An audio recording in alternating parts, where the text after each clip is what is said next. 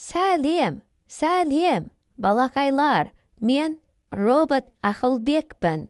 Бүгін біз сендермен геометриялық пішіндер патшалығына саяхатқа шығамыз.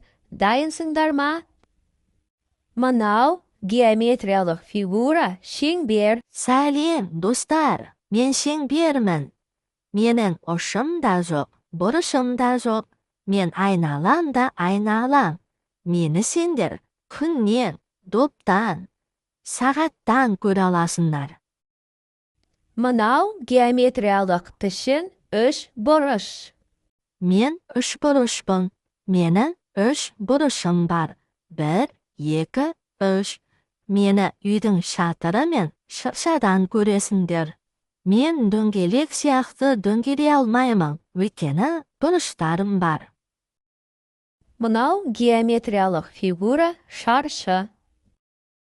Сәлем, достар, мен шаршымын.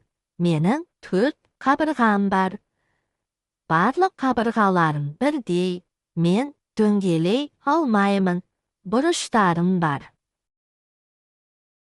Мынау геометриялық пішін 4 бұрыш. Сәлем, балалар, мен 4 бұрышпын.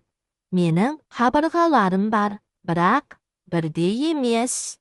Мен дөңгелей алмаймын, өйткені бұрыштарым бар. Мен кітапқа, есікте